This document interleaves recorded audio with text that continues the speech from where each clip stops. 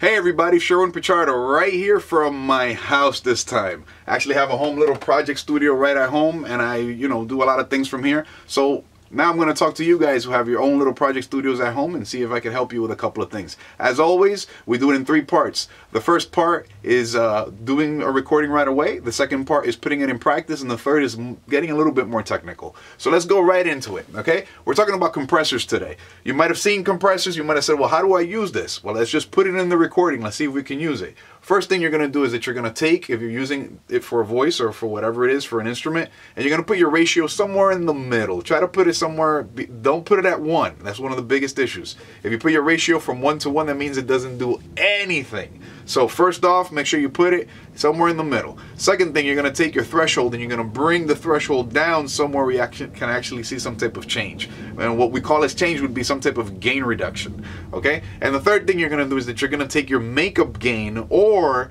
your output and you're going to raise that up by the amount of the gain reduction. So that means if your gain reduction went down by -3, you're going to raise up your gain by 3. Okay? If your gain reduction went down by 4, then you're going to raise it up by 4. Okay? So that's how you put it into practice. Now we're going to put it in and figure out what how we're going to use it in a live situation. So the way to do it is that you start to see if something is really loud or is really low, then you might want to have some type of balance, and that's the reason why we use a compressor, so that we can keep the signal being exactly about the same.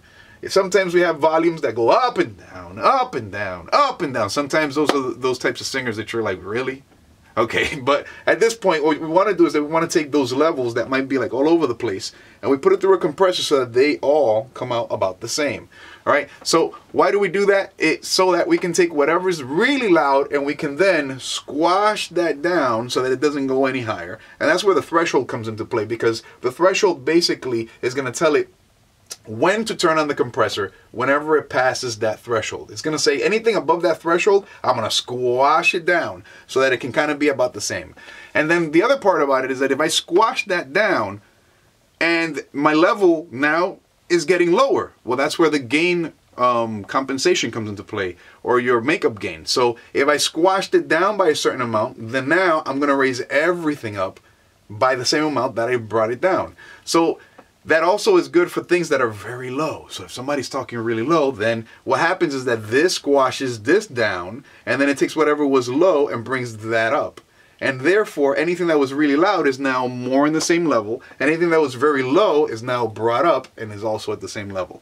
Okay, so that's basically it. I mean, that's putting it more into the technical terms. We do these things in order to keep everything in level, in check, so that singers and instruments and everything are in the same kind of format, and we can hear things at more consistent levels. It's not so loud and it's not so low. All right, so guys, I hope you enjoyed this. If you like what you hear, subscribe right here, Sherwin Pichardo. We're gonna keep doing a lot more videos. We're gonna keep moving forward. Let me know if there's something you guys want to learn about. I'll try to help and try to give you some insight as to what I know and how we can actually, use it in different contexts.